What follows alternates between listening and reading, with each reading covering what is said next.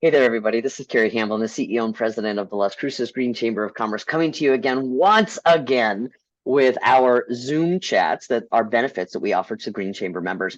And I am so very excited because I have not seen this person in quite a long time, but we have known each other for years. And it's one of our newest members to the Las Cruces Green Chamber of Commerce. It is the Mesilla Valley Audubon Society, and we have with us the current president, Elaine Stachera Simon. It is so lovely to see you, Elaine. I mean, I got to see you at our last Green Drinks, and now I get to see you again. So, yay! How are you? I am doing so well. We are so happy to be involved with the Green Chamber, and it is so wonderful to have the chance to speak with you today and to see you at Green Drinks. Wonderful time meeting all kinds of interesting and really, really neat people. We're so lucky. And, we have this really good balance of nonprofits and businesses that are members of the Green Chamber. And I don't know if you knew this, but did you know, you've probably seen this, is that our local businesses give back to our local charities 350% more than do national chains. And that's why there's such a relationship there. Isn't that amazing? It is amazing and wonderful that local businesses give back to local causes. Absolutely. Absolutely. So let me ask you, so tell us about the Audubon Society and why folks should be interested. I mean, as I before we started recording, I told you that the two birds or three birds that I can identify are the barn swell, the fork-tailed barn swallows, because they have a nest in our front porch, and we know that they bring good luck. The ladderback woodpeckers that I hear in our backyard in our tree, and of course the doves. And so, and you are very convinced that I'd be able to identify more birds. But I, um, I am totally convinced, and we can change this. We can open up the world of birds to you. Absolutely not a problem. But the Mesilla Valley Audubon Society, we are a chapter of the National Audubon Society. And as such, we track their three-prong mission of education, advocacy, and conservation.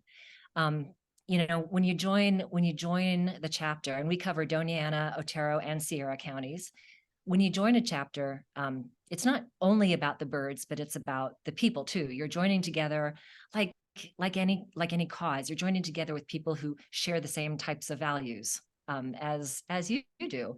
We've got, within that conservation, advocacy, and education, we've got all kinds of things going on and all kinds of different people who are interested, from brand new birders who haven't looked past the birds in their backyard, to graduate students, to bird banders, to nature journalists, to people who bird as a lister, some people who just like to go out and enjoy nature. I mean, you develop relationships, friendships based around these shared values. but, I think sometimes folks don't realize how much that is part of what we do on a daily basis. Like I was talking with my mom the other day, and she loves sitting out in the backyard. She lives in El Paso. She loves sitting out in her backyard with her animals and listening to the doves coo, and how that provides a sense of peace and serenity for her. And I reflect on that. I used to listen to it all the time when I was a kid growing up there. We had a wonderful series on mindful birding, which was just sort of all about that, not necessarily going out to and it's a thing. There's, sort of going out and not necessarily, I mean, identification can be part of it if you want to, but you can incorporate meditation or yoga or, however, whatever mindfulness means to you, nature journaling. It was a well-received workshop series that we had. Mm-hmm. Well, one of the things that I know, something that's very it's relevant to me just because we have the fork-tailed barn swallow's nest, and that's a very distinct nest because it's made out of mud that they use, and they come back every year, and it's the same ones. We gave them names and see all their little hatchings and see their babies, and but I think it's there's certainly value to people doing what they can to protect them, and because they're an important part of our ecosystem. And in terms of bug maintenance, I mean, during the mosquito season, I see the swallows just going crazy over the mosquitoes. Wow, I guess I am more of a birding lesbian than I thought, because I'm watching that. Who would have thought? So that's what I was hoping for. But you Yeah. make a really good point about the conservation aspect. In the past 50 years, there was an article that came out in, I think it was the journal called Science, and I want to say it was 2019. I can't remember the exact date, but 3 billion, and that's billion with a B, billion birds have been lost across North American biomes in the past 50 years. This is massive. It's a catastrophe and it needs to be addressed. And, as an individual, member of a chapter, or even as an individual bird lover, there's things we can do as individuals to control our own actions. We can plant native plants for birds and pollinators. But even more importantly, when we come together as a chapter, we have a little bit more of a voice to address the concerns as a unified whole. So that our elected officials, so that, other members of the community know that this is something that people really care about and want to see addressed in the many different ways that it can be addressed. Well, how do businesses fit in on that? Because I think there is a, often we don't realize it until somebody points it out to us. It's like, oh yeah, I can actually do that. Yes, that's an excellent question. There are probably three major different ways that businesses can be involved in helping protect birds. The first one is during fall and spring is migration season, as you might know, and you don't see them because most of them migrate at night, but millions upon millions of birds fly across Doñana County. Of course, we're on the Central Flyway. We're on one of the flyways across North America. Millions of birds cross, and light. Is it north to south? Depends on if it's fall or spring. Okay. Are they heading to their breeding grounds, or they're heading to their wintering grounds? Turning the lights out during migration season is huge, and there's huge initiatives. The Texas chapters are very involved in lights out. And you might say, well, Las Cruces is a smaller town, it's a smaller city, not a problem. We need to prevent it from becoming a problem. There are some businesses in town that really need to take a look at their lights, make sure they're pointed down, make sure they're using the right spectrum. That's probably a major way that businesses can help. And even individuals, turn out the lights outside during migration season.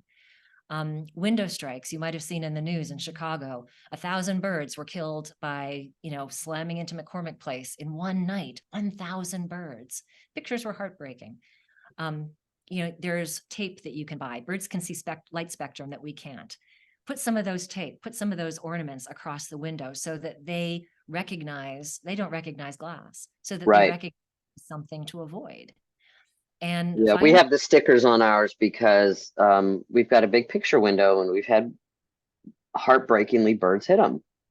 Yeah, same thing has happened to my front window as well. It's like, you don't realize that, there's a bird coming through, and there you go. And finally, even planting a pot of native plants, something for the pollinators, for the bees and the buggies that the birds are eating. You don't need to transform everything, just add something in.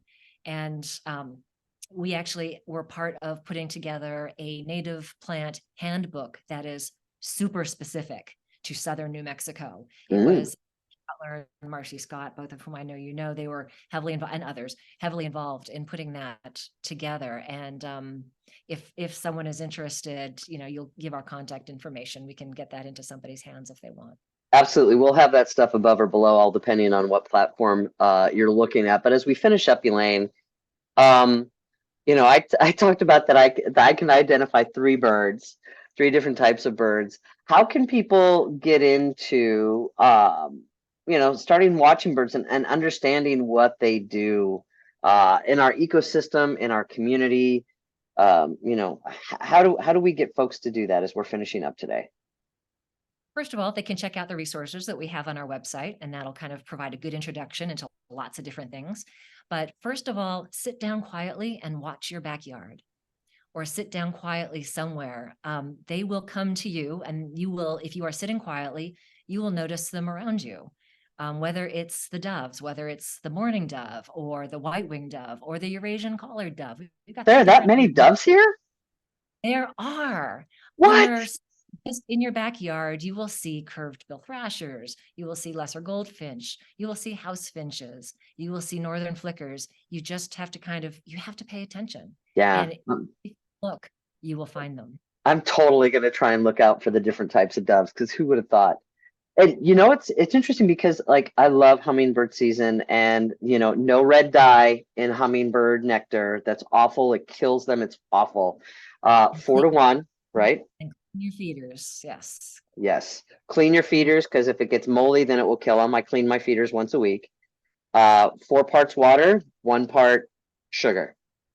Just remember that. And regular granulated sugar, not not the brown sugar, not anything, just plain old regular granulated sugar. They've come so close to me. I've always worried that they're going to ping me in the head with their tiny little pointed beak. But I know that they're better at that. But I'm certainly going to look at my backyard a little bit differently now because of that, and love what you're doing. And we're going to continue to promote what you're doing through the Mesilla Valley Audubon Society. And I think it's absolutely wonderful. And thank you so much, Elaine, for seeing, for being a member of the Green Chamber, but also just for what you're doing to help our ecosystem and really create more awareness about our little winged creatures that are in our community and in our world. Thank you so much for helping us spread the word. We're so happy to be a member of the Green Chamber. Same here. Well, it's great seeing you, and we will see you again soon. That's great.